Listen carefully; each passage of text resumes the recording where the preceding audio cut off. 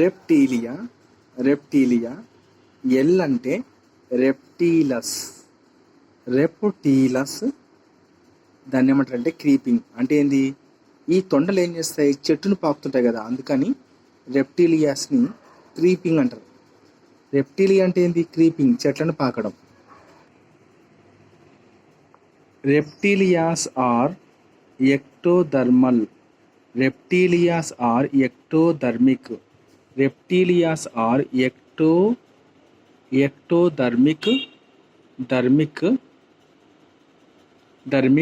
ఎక్టోథర్మిక్ amniotes. Reptilias are ectothermic amniotes. Ectothermic amniotes. Organisms that regulate their body temperature. Organisms that regulate their body temperature largely by exchanging heat with their surroundings. Organisms that regulate their body temperature largely by exchanging heat with their surroundings. దీన్ని ఏమంటారు, cold blooded అంటారు. వీటిని ఏమంటారు, cold blooded animals అంటారు. చూడండి, రెప్టీలియాస్ are the ఎక్టోథర్మిక్ యామ్నియోట్స్. అంటే ఏంది ఎక్టోథర్మిక్ యామ్నియోట్స్ అంటే, దాని అర్థం ఏంది, ఆర్గానిజమ్స్ ఏవైతే తన యొక్క బాడీ టెంపరేచర్ను లార్జ్గా రెగ్యులేట్ చేసుకోగలుగుతుందో అది కూడా by exchanging heat with their సరౌండింగ్స్తో చేస్తే దాన్ని ఎక్టోథర్మిక్ సరౌండింగ్ అంటారు. చూడండి, సరౌండింగ్స్తో ఇప్పుడు జీవి ఇలా ఉంది, వాతావరణంతో ఇది ఎక్స్చేంజ్ చేసుకుంటారు అనమాట, కోల్డ్ బ్లడెడ్. రైట్. ఇప్పుడు ఈ టాపిక్లకి పై ముందు ఇక్కడ చూడండి, మీరు ఇక్కడ ఆమ్నియోటిలిక్ ఎగ్ అన్నాడు. ఏది చూడండి, ఇక్కడ ఆమ్నియోటిక్ ఎగ్ ఉంది. ఇక్కడ ఏంటంటే ఎంబ్రియో. ఏది ఎంబ్రియో. దీని చుట్టూ ఉండేది షెల్. దీని చుట్టూ ఉండేది ఏంటంటే కొరియాన్, CHORION, కొరియాన్. తర్వాత వచ్చేసి ఇది కొరియన్ అయితే ఇదేంది allantois, ELIANTOISIS, allantois. Yolk sac, allantois yolk sac. తర్వాత amnion, okay. Amnion, embryo, shell, chorion, allantois, yolk sac. దీని యొక్క ఏంటంటే ఇది ఆమ్నియోటిక్ ఎగ్ అంటారు దీన్ని. ఇక్కడ చూడండి, the extinct labyrinthodont. The extinct అంటే అంతరించిపోయింది ఇది. The extinct labyrinthodont amphibians.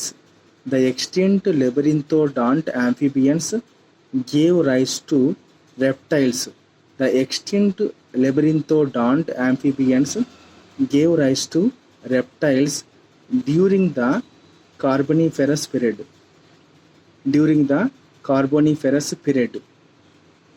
They emerged as the dominant vertebrate group. During the Mesozoic period. ఏదైతే మనం ఇంతసేపు చెప్పుకున్నామో అంతరించిపోయిన లెబరింథోడాంట్ యాంఫిబియన్స్ అనేటివి ఇవి గివ్స్ రైస్ టు రెప్టైల్స్గా మారిపోయినాయి. ఎప్పుడు, డ్యూరింగ్ కార్బోనిఫరస్ పీరియడ్లో. ఓకే. ఇప్పుడు they emerged as a dominant vertebrate group during the Mesozoic era. Mesozoic era అంటే ఏంది, గోల్డెన్ ఏజ్ ఆఫ్ రెప్టైల్స్. మనకి ఇంకోటి కూడా ఉంది, గోల్డెన్ ఏజ్ ఆఫ్ ఫిషెస్ ఇంకోటి ఉంది. The extinct labyrinthodont amphibians gave rise to reptiles during the Carboniferous period. They emerged as a dominant vertebrate group during the Mesozoic era, golden age of the reptiles. ఇక్కడ they అంటే దేని గురించి మాట్లాడుతున్నాడు, వీటి గురించి. Most reptiles lay water tight cleodoic eggs. Most reptiles lay water tight cleodoic eggs. Cleoidic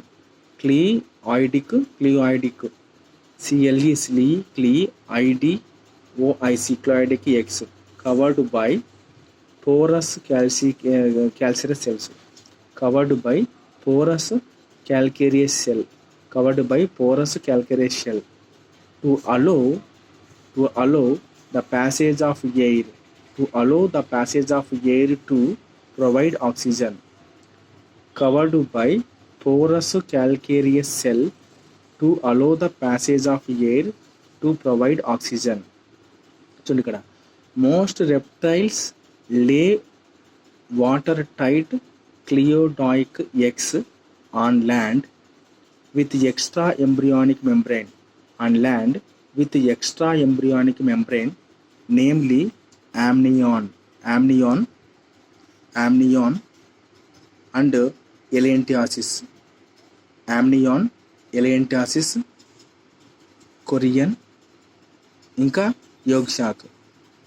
చూడండి ఇవి makes, ఇవన్నీ ఏం చేస్తాయి, which makes the egg and independent life support system.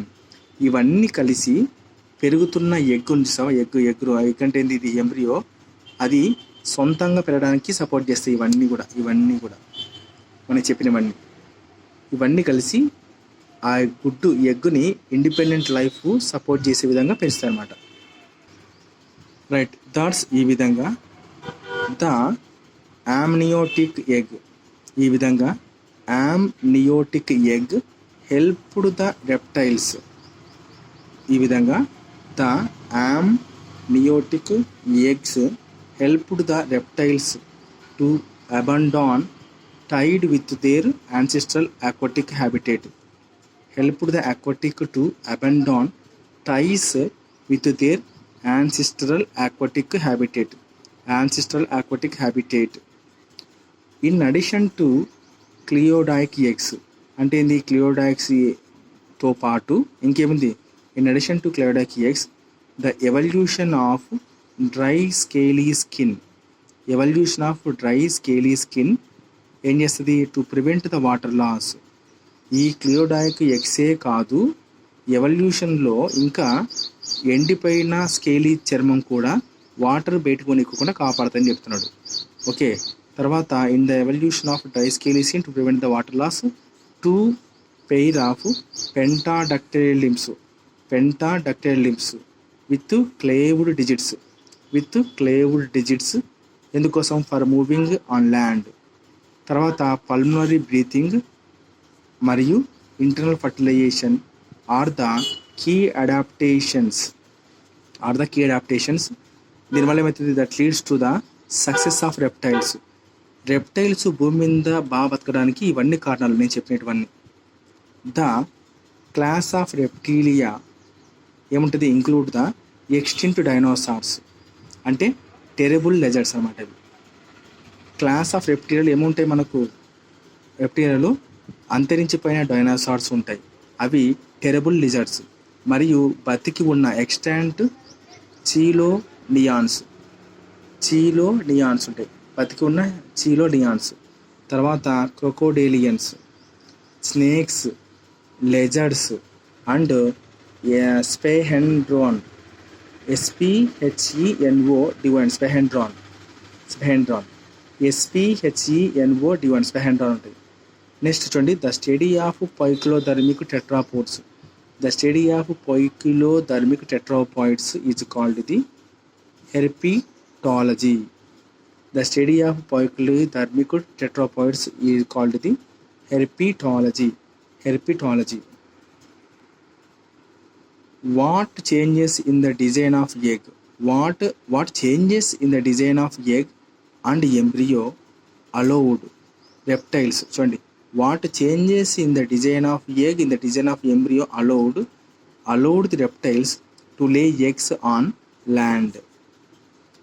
Why are their eggs often called the amniotic eggs? Reptile యొక్క గుడ్లను తరచుగా amniotic egg అని ఎందుకు పిలుస్తారని చెప్తున్నాడు. Next, Haeckel proposed that organisms during their embryonic development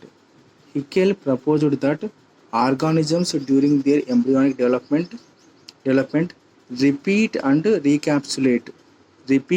లేదా recapitulate some of their ancestral characters even though they are non-functional. even though they are non-functional. This is referred to as the biogenetic law. This is referred to as the biogenetic law లేదా theory of recapitulation అంటుంది. Biogenetic law లేదా theory of recapitulation. It states ontogeny repeats as phylogeny. So దీని అర్థం ఏంది? Ontogeny repeats the phylogeny. Ontogeny repeats the phylogeny. Ontogeny అంటే developmental history, ఫైలోజెనీ అంటే యాన్సిస్టరల్ history. ఆంటోజెనీ అంటే developmental history, ఫైలోజెనీ అంటే యాన్సిస్టరల్ హిస్టరీ.